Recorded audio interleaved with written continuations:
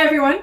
Welcome to a weekend of Electric Light Orchestra. I'm looking forward to this. It's been a little while since I visited them, although I have listened to a fair number of their songs by now.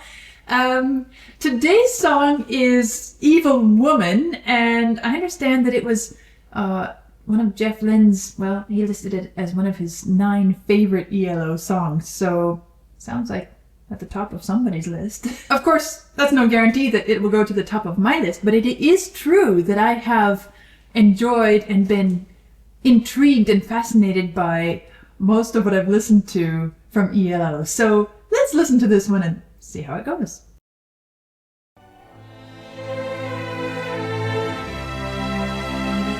Classic strings, right? Not the first time I've heard it from them, of course.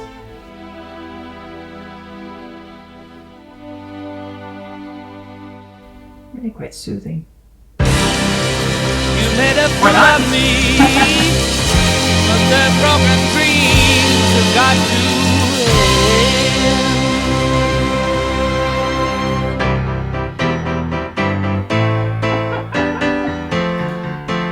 It's like some real anger there.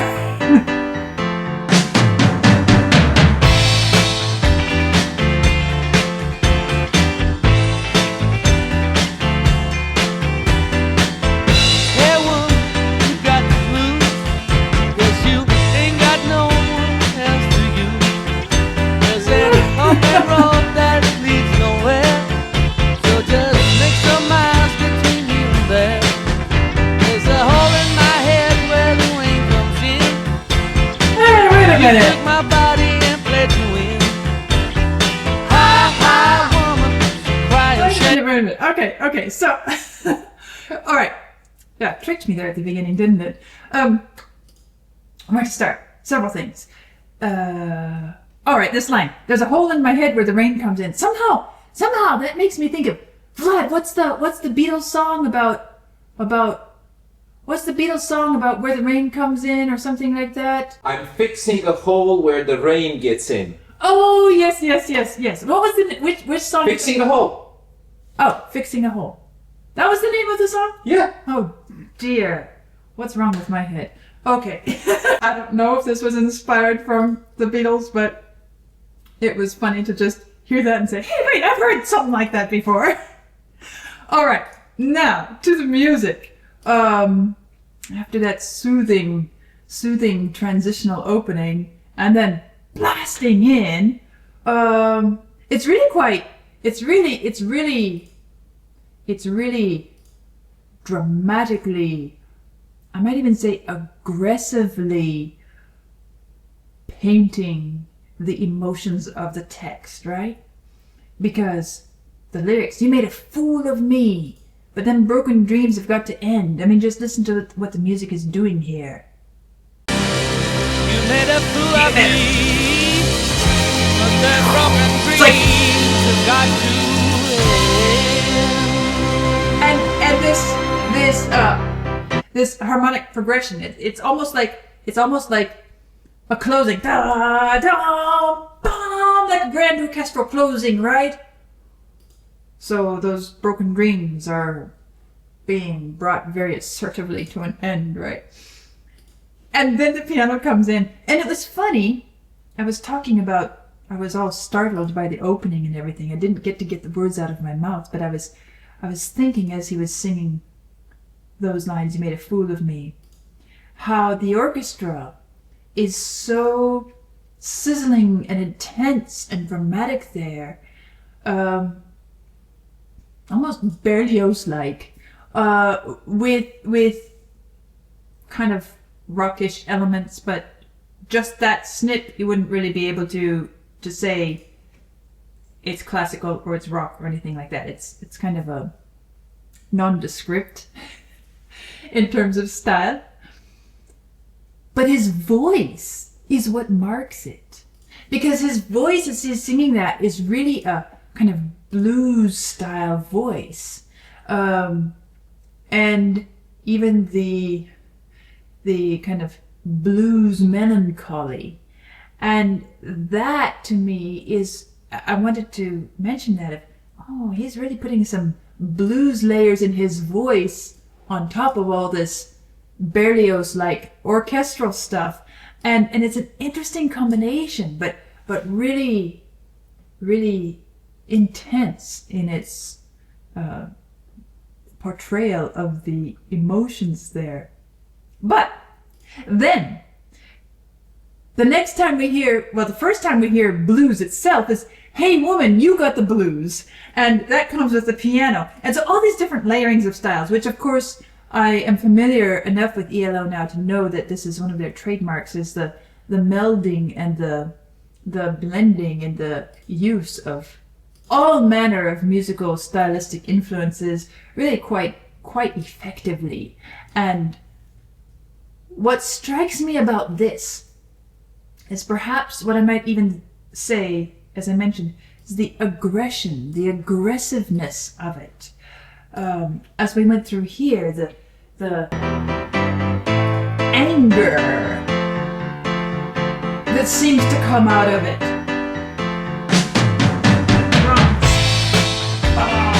Somebody's angry, somebody's not happy, but it's more than not happy. This is... Hey, woman, you got the blues, 'cause you ain't got no one else to use. There's an open road that leads The nowhere. voice is tending more towards the blues flexibility.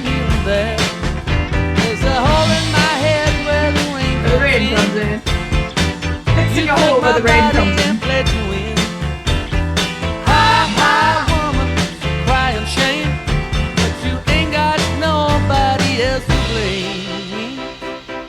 Right. So we feel the anger and the frustration and the disappointment. We've been thrown into the ending of the broken dreams. We've been thrown against the rocks, really. And at the same time, we have been brought deep into this blues melancholy by the voice. It's incredibly intense in that way, right from the start. That's what impresses me about this one right away. Let's see where it goes next. Nobody else to blame. Still, really kind of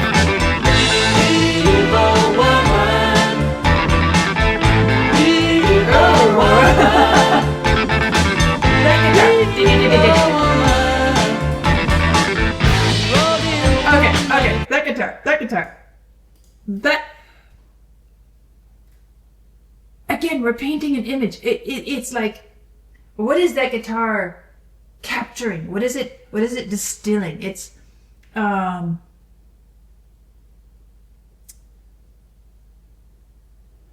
almost like it, for me, I feel it as the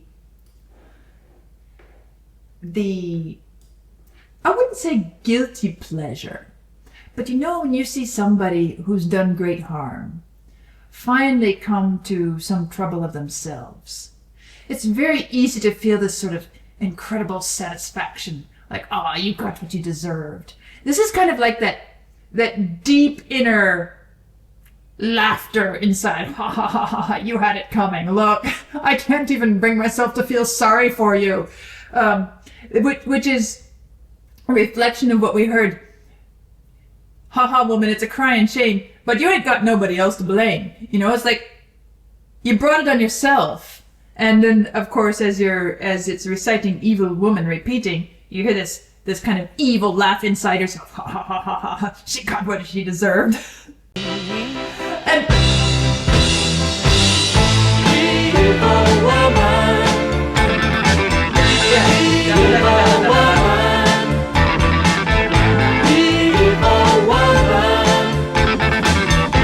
it's like, I can't even bring myself to feel sorry for her. She totally deserves that and more. Some go too hard to settle down, but a fool and his money soon go separate ways. You found that blue line in the day. Where the strings are. Woman, what you gonna do? Destroyed all the virtues that the Lord gave you.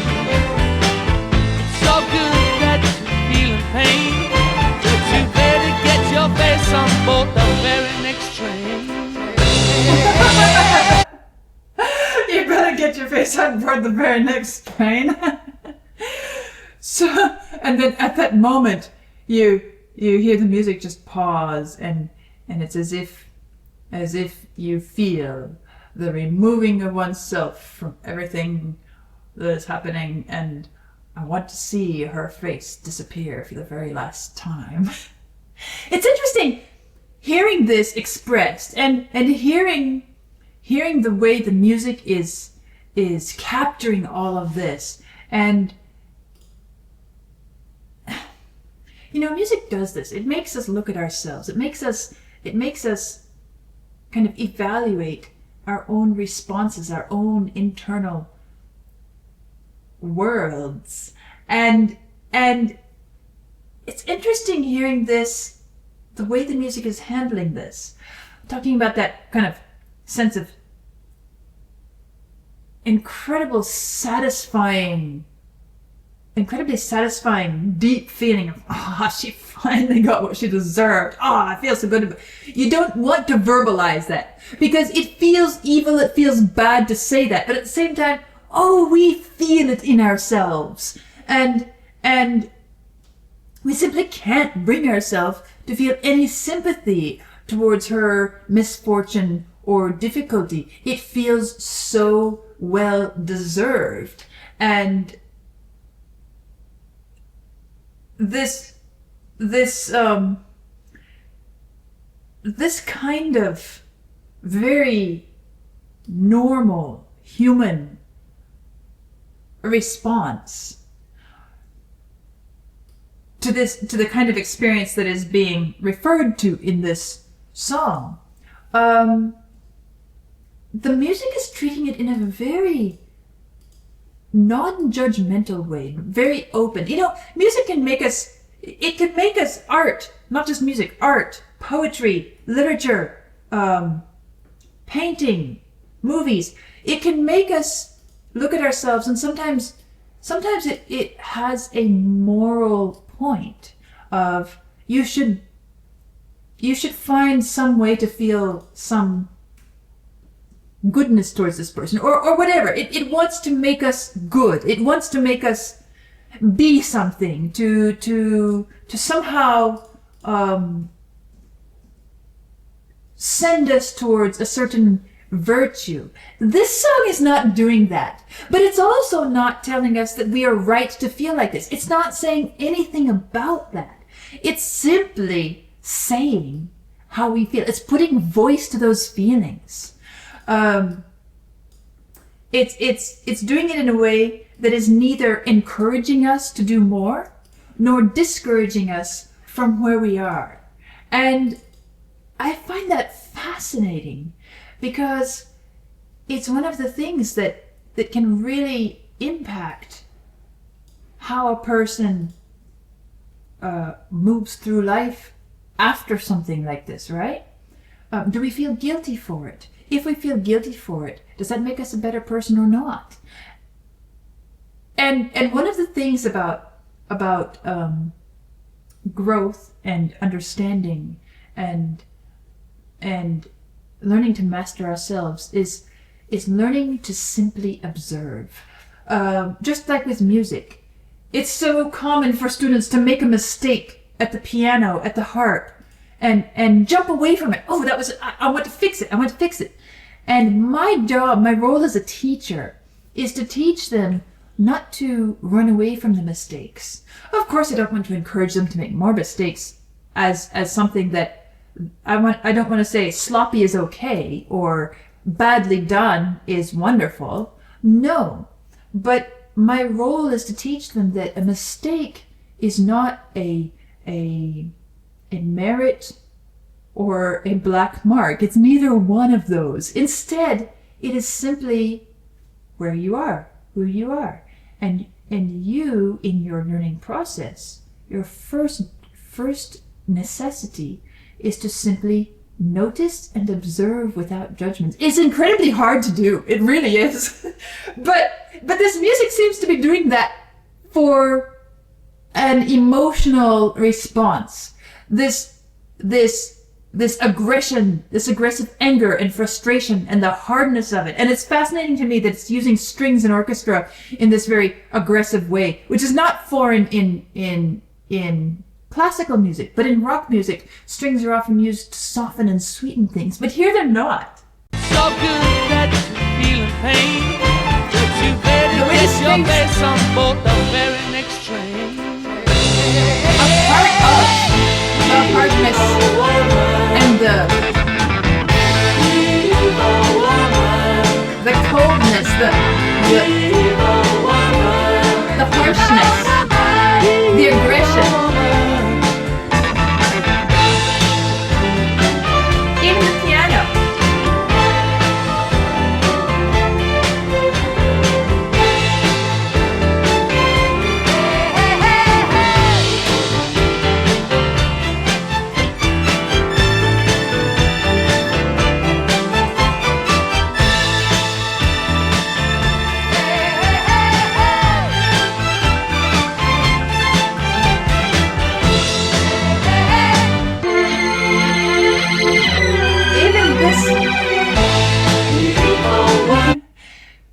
I'm trying to think, what would I describe as being the softest, warmest, most comfortable instrument in this song? It's not the voices, it's not the strings, it's not the guitar, it's not the bass, it's not the drums. There's nothing really that feels warm or soft. I guess the closest thing would be possibly the bass, but that's, yeah, I guess I would tend towards the bass after all. Dum bum bum bum bum bum bum bum. Just tonally, articulation-wise, tone, just on its own. It doesn't give me the same feeling of brittle, prickle, hard, thorny, unfriendly, uncomforting, sonically.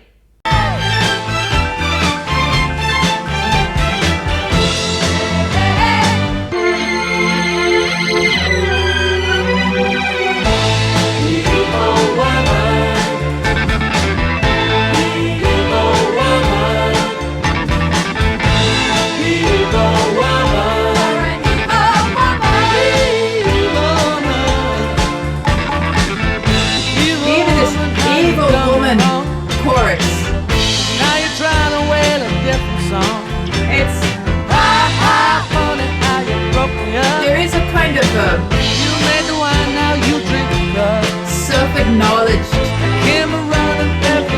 buoyancy, bounce, happiness to it. Like, very nice to know that you ain't got no place left to go.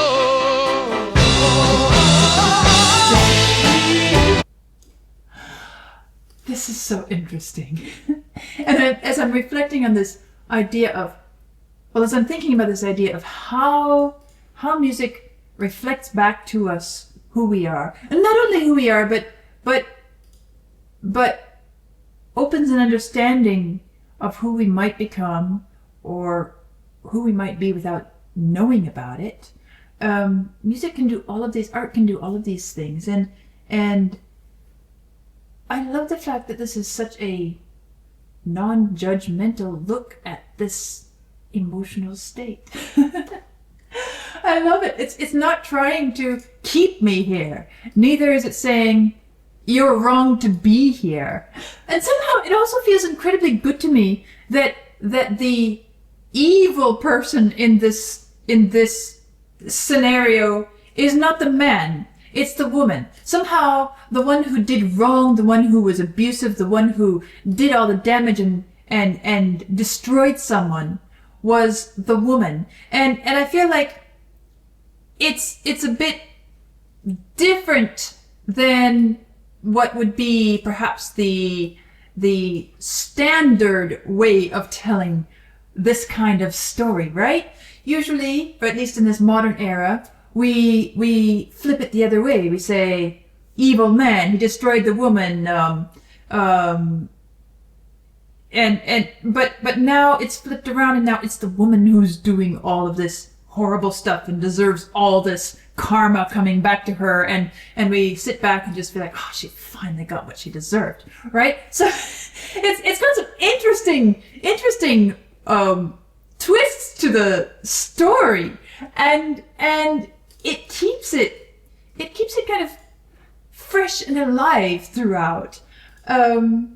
So I guess I have to say, I kind of like this piece. Okay, let's go back and finish listening. But before we do that, let me just mention, if you enjoy what you find here, go ahead and check out my new channel, North. Different topic, but same positive energy. But let's finish this song now. Very nice to know that you ain't got no place left to go.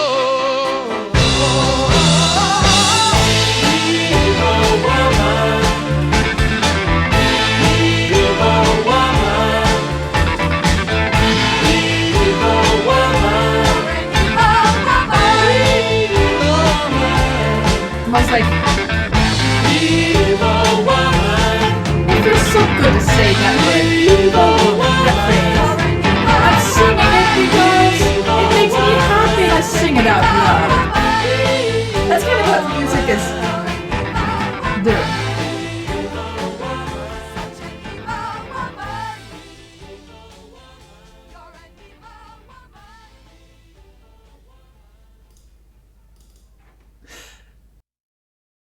Somehow that fade out at the end even feels appropriate, right? Because it's almost as if it's sending us back to the line about, let's see, what is it? You better get your face on board the very next train, and it's just chugging along, chugging away, and you're standing there watching the train fade into the distance and thinking, ah, never again, never again. Isn't it amazing how music can do something like this to us, right? And even make us understand and relate to feelings that we've maybe even never felt ourselves before. I can totally understand how Jeff Lynne would have really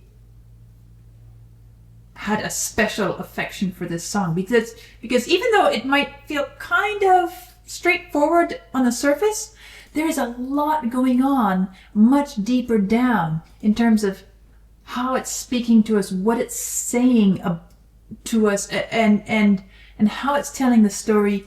And then on the other side, the instrumental use, the as I said, the fascinating characteristic of the strings.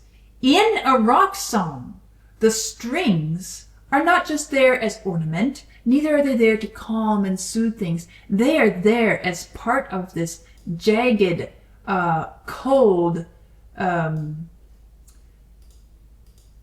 edgy, angry, bitter expression of this is really how I feel about it, you know? I have to say that I think this is a really great Electric Light Orchestra song, and one that I had fun, I was entertained, but I was also challenged by it, and I was also made to think by it. So that is my first time hearing it, the Evil Woman song, and tomorrow I'll come back and listen to another one to finish the weekend. I'll see you soon.